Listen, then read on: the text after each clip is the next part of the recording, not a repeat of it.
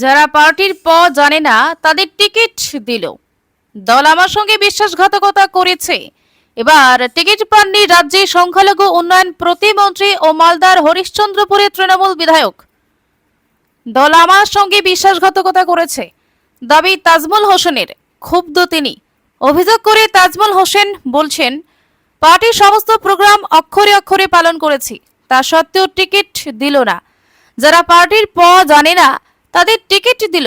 দল আমার সঙ্গে বিশ্বাসঘাতকতা করেছে। কোনো প্রার্থী না হওয়ায় ক্ষোভ, কোথাও প্রার্থী অপছন্দ হওয়ায় বিক্ষোভ, তার মধ্যেই দিকে দিকেই ছবি। তৃণমূলের প্রার্থী তালিকা প্রকাশ হতেই জেলায় জেলায় ক্ষোভ বিক্ষোভ শুরু হয়ে গেছে।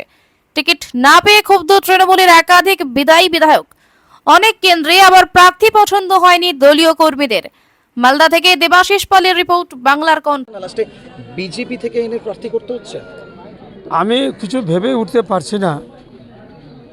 যে হিসাবে তৃণমূল দল আমরা দীর্ঘদিন ধরে 15 বছর থেকে আমরা করছি, 2015 সাল থেকে খুব একনিষ্ঠভাবে আমরা দলটাকে করছি। যে হঠাৎ করে এসে টিকিট পেয়ে যাবে, আমি তো আশ্চর্য হয়ে যাচ্ছি এই কারণে যে যেখানে মানুষের সাথে নাই, পার্টির প বলে জানে না কোনো পার্টি, হয়তো আজকে হয়তো তৃণমূল কংগ্রেস করছে, তার আগে সে হয়তো কংগ্রেস করত, কি সিপিএম করত, কি বামফ্রন্ট করত, কি বিজেপি করত, সেটাও না। বিজেপিরও যোগ করেছিল, বিজেপিরও যে প্রার্থী ছিল, ওই প্রার্থী হবার পর থেকে মানুষের সাথে ছিল না, একটা মানুষের সাথে ছিল না। 45,000 ভোট পেয়েছিল সত্যি, বিজেপির এখানকার ভোট 45,000 পেয়েছিল সত্যি, কিন্তু একটা মানুষের সাথে 4.5 বছরও ছিল না। হঠাৎ করে এসে এই টিকিটটা পেয়েছে, মানুষের সাথে ছিল না। আপনারা দেখেছেন, আপনারা তো সাংবাদিক, এত যে আইসিআরের আতঙ্ক, এই যে আইপ্যাকের এতগুলো নির্দেশ, এত যে মনে করি যে কী বলে পার্টির প্রোগ্রাম, সমস্ত প্রোগ্রামগুলো আমরা অক্ষরে অক্ষরে পালন করেছি। তা সত্ত্বেও আমাদেরকে টিকিট করলাম। যারা পার্টির প জানে না তাকে টিকিটটা দেওয়া হয়েছে। দল কি কোথাও বিশ্বাসঘাতকতা করবে? দল অবশ্যই, আমি এটা কথা বলবো, দল আমার সাথে বিশ্বাসঘাতকতা করেছে। কেন দল আপনার সাথে বিশ্বাসঘাতকতা করবে? আমার সাথে করেছে, কি কারণে করেছে জনগণই বলবে।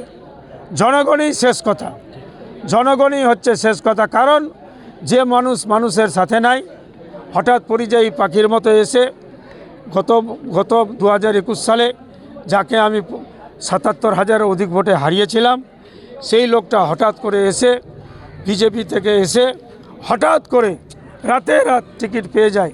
এটা মানুষই রায় দেবে। বলছি, ভোটে কি প্রভাব পড়বে দাদা? এটা মানুষই রায় দেবে। আইপ্যাক প্রত্যেকজনের কাছে টাকা পৌঁছাচ্ছে। আইপ্যাকটা হচ্ছে আপনার এজেন্সি, এই এজেন্সিকে দিয়ে টাকা তুলানো হচ্ছে। এই আইপ্যাকের দ্বারা দিয়ে প্রত্যেকজনের কাছে টাকা পৌঁছেছে, প্রত্যেকজন এই টিকিটটাকে শেষ করেছে। তাজবুল হোসেন 2006 সাল থেকে এখানকার বিধায়ক। 2015 সালে উনি তৃণমূলে যান। তৃণমূলে তখন তৃণমূলের প্রতীকটা চিনত না পাবলিক। আমরা কর্মী, আমরা বুথের কর্মী, বাড়ি বাড়ি চিনিয়েছি যে এটা তৃণমূলের প্রতীকটা জানতো না।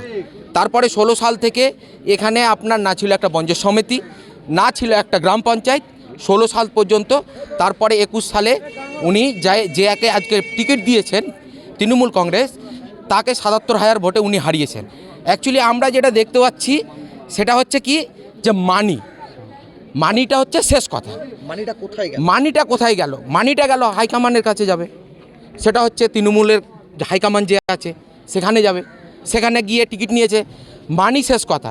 আজকে ধরুন যে ও এখন পর্যন্ত আপনার নিজের মাতৃভাষা বলতে পারে না। আপনি বলুন, একটা মাতৃভাষা বলতে পারেন না, নিজের বাংলা ভাষা যেখানে উনি বসবাস করছেন, নিজের ভাষাটা বলতে পারেন না। তাকে আজকে প্রার্থী করেছেন, সেই প্রার্থীকে কি করে মানুষ মেনে নেয় সেটা আগামী দিনে আপনারা বুঝতে পারবেন। আজকে আমরা শুনতে পেয়েছি মার্কেটে ওর লোক আলোচনা করছে, বা ওর লোকেরা বলছে যে 20 কোটি টাকা দিয়ে টিকিট কিনা হয়েছে। আমরা এটা শুনতে পাচ্ছি যে 20 কোটি টাকার বিনিময়ে টিকিট কিনে নেওয়া হয়েছে। টাকাটা কোথায় দিয়েছেন উনি? টাকাটা দিয়েছে যেখানে যাওয়ার সেখানেই গেছে, আপনারা বুঝে নেবেন। তৃণমূল ভবনে গেছে। এখন আপনারা যেটা বলবেন তাহলে টাকার জন্য এই টিকিট বিক্রি হয়েছে। টাকার জন্যই বিক্রি হয়েছে হরিশ্চন্দ্রপুরের টিকিট। কারণ আপনাকে বলি 2021 সালে উনি বিজেপির প্রার্থী ছিলেন, বিজেপির প্রার্থীতে হেরে যাওয়ার পরে ওরা কোনোদিনও মার্কেটে বা কোথাও এলাকায় ওকে দেখতে পাওয়া যায়নি। এটা আপনারাও দেখেছেন। আপনারা কি মেনে নেবেন? এই যে আগামী 6 মাস থেকে যে স্টার্ট করেছে খালি ফেমাস হওয়ার জন্য, আপনার নিজের ওর বাড়ির পাশের মসজিদটার একটা গেট নাই, আপনি এখনই গিয়ে দেখেন ও মসজিদে দান করছে, মন্দিরে দান করছে। ওর গ্রামের একটা ক্যান্সার হয়ে পড়ে আছে লোকটা, তাকে 5,000 টাকা দিয়েছে, তাকে যোগ্য 5 লাখ টাকার। বলছি দাদা, আপনারা কি এর প্রভাব ফেলবেন ভোটে? আমরা অবশ্যই, আমরা আজকে থেকে না 16-15 সাল থেকে তৃণমূলকে তৈরি করেছি।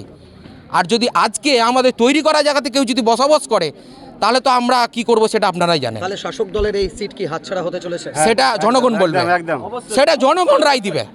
কিন্তু এটা আপনাকে 100% বলছি যে মতিবুর রহমান কোনোদিনও এমএলএ পাস করতে পারবে না, এমএলএ হতে পারবে না। এটা আমি আরজাউল হক বলছি। আমার নাম আরজাউল হক, আমার বাড়ি মশলদা জিপি, সোনাপুর গ্রাম বাড়ি আমার।